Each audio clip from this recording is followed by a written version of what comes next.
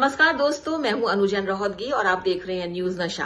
और आज हम फिर हाजिर हैं एक और डॉक्टर के साथ कुछ आपकी जो समस्याएं हैं उनके बारे में जानकारी लेने के लिए। तो आज हम बात करने वाले हैं ईएनटी से संबंधित कुछ जानकारी लेंगे। हम हमारे साथ हैं डॉक्टर नागपाल, कल्पना नागपाल, जो अपोलो हॉस्पिटल दिल्ली में ईएनटी स्पेशलिस्ट हैं। डॉक्टर नागपाल, आपका बहुत बहुत स्वागत है न्यूज नशा में। थैंक यू, शुक्रिया। डॉक्टर, सबसे पहले यही जानना चाहेंगे, जिस तरह से कोरोना फैल रहा है और हाल ही में जो सेंट्रल गवर्नमेंट है उसने एडवाइजरी कही है राज्य सरकारों को कि एएनटी के जितने भी स्पेशलिस्ट हैं उनको इस काम में जो सैंपल कलेक्शन है उसमें सबसे फ्रंट लाइन में उनको आगे लाया जाए और उनको इन काम में ज्यादा से ज्यादा लगाया जाए। तो किस तरह से ईएनटी की भूमिका बहुत ज्यादा इस समय इंपॉर्टेंट है सैंपल कलेक्शन में कोरोना के? जी, सरकार ने ईएनटी स्पेशलिस्ट और रेजिडेंट्स को इसीलिए बुलाया कि वो लोग सैंपल्स बहुत अच्छे से ले सकते हैं, एनाटमी बहुत अच्छा जानते हैं, तो सही जगह से सैंपल लेना ज़रूरी है। इससे एक्यूरेसी रेट्स बढ़ जाता है कोविड टेस्टिंग का। तो ये नेजोफेरिंजियल सैंपल्स और थ्रोट स्वॉब्स, ये सब ईएनटी स्पेशलिस्ट और ईएनटी रेजिडेंट्स जो हैं बढ़िया सा कर पाते हैं, इसीलिए सरकार इन लोगों को बुलावा दे रही है।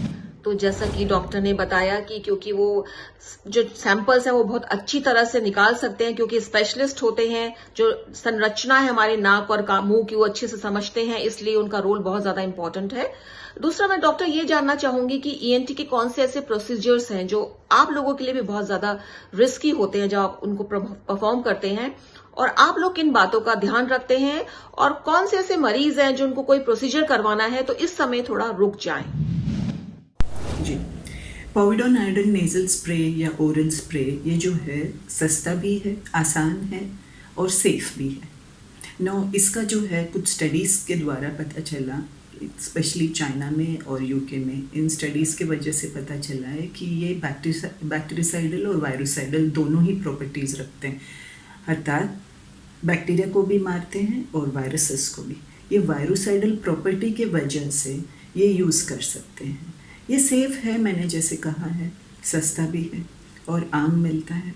तो इसको नेज़ल स्प्रे या ओरल स्प्रे की तरह से एक स्प्रे करने से वायरल लोड कम हो जाता है। हालांकि इनके स्टडीज़ बहुत ज़्यादा नहीं है, इंडिया में भी अभी खास लार्ज सीरीज़ में स्टडीज़ हुए नहीं हैं, बट इतना तक ही कह सकते हैं यूज़ नहीं भी करे तो चलेगा, लेकिन कोई करना चाहता है तो कोई बात नहीं, सोर थ्रोट में वैसे भी फ़ायदा है।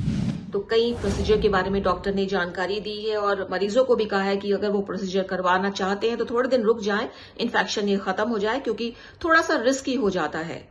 डॉक्टर, मैं आपसे भी जानना चाहूंगी, जो ओरल स्प्रे होता है, जो नेजल स्प्रे है जो यूज करते हैं, वो किस तरह के स्प्रे यूज करें? क्योंकि कहा जाता है कि कई स्प्रे ऐसे होते हैं जिनमें जो वायरल इन्फेक्शन है, वो उसका जो वायरस का लोड है उसको कम करने की क्षमता होती है। तो हमारे लोग बिल्कुल जानना चाहेंगे कि इस समय वो कौन सा नेजल स्प्रे यूज करें जो बहुत ज्यादा फायदेमंद हो। जहाँ तक ईएनटी का सवाल है, पेशेंट्स को भी और सर्जन्स को भी कुछ जानकारी देती हूँ।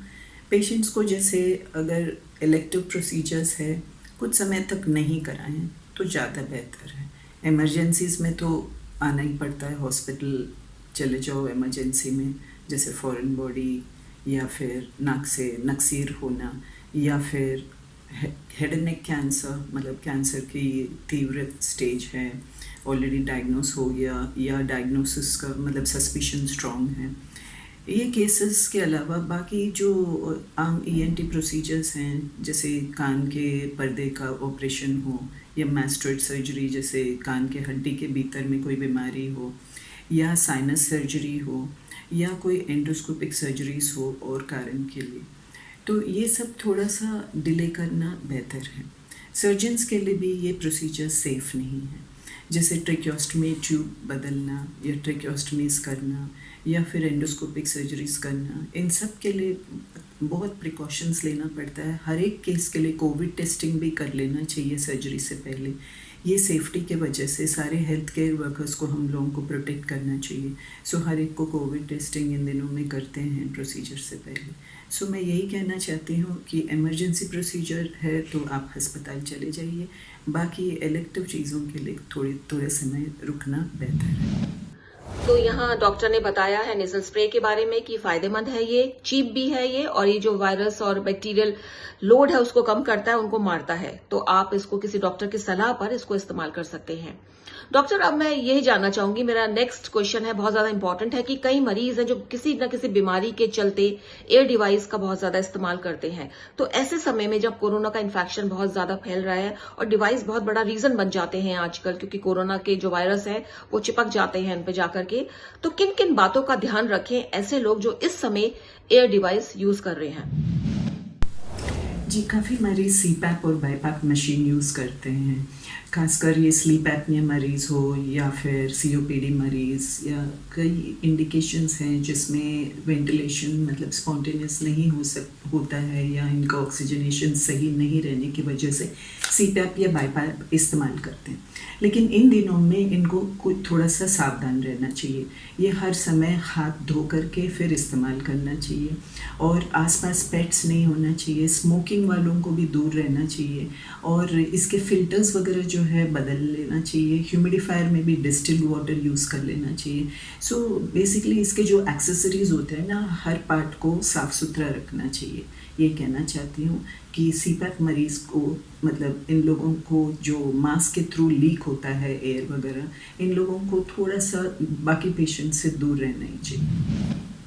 तो उम्मीद है लोगों ने सुन लिया होगा जो एयर डिवाइस यूज कर रहे हैं कि किस तरह से उसकी साफ सफाई की इस समय बहुत ज्यादा जरूरत है, क्योंकि इन्फेक्शन को फैलाने में ये बहुत बड़े जो भी इंस्ट्रूमेंट होते हैं बहुत बड़ा काम निभाते हैं। तो आपको बहुत जरूरी है, अगर आप एयर डिवाइस किसी रूप में इस्तेमाल कर रहे हैं तो उसके सैनिटाइजेशन का पूरा ध्यान रखें। तो तमाम जानकारी हमें डॉक्टर ने दी है, और उम्मीद है ये जानकारी हमारे दर्शकों को पसंद आई होगी, और उम्मीद है कि जो जानकारी हम डॉक्टर के थ्रू आपको देते हैं आप उसका इस्तेमाल करते होंगे अगर आपको जरूरत पड़ती है, क्योंकि लॉकडाउन का समय है और ऐसे में आपके पास ज्यादा सुविधाएं नहीं है कि आप डॉक्टरों से इंटरेक्ट कर सके। तो न्यूज नशा के जरिए हमारी कोशिश है इस प्रोग्राम में आपको हम हर रोज किसी नए डॉक्टर से मिलवाएं और आपकी जो समस्याएं हैं उसके बारे में जानकारी लें। और अब आपसे विदा लेते हैं, आपसे दोबारा मिलेंगे, तब तक आप देखते रहिए न्यूज नशा।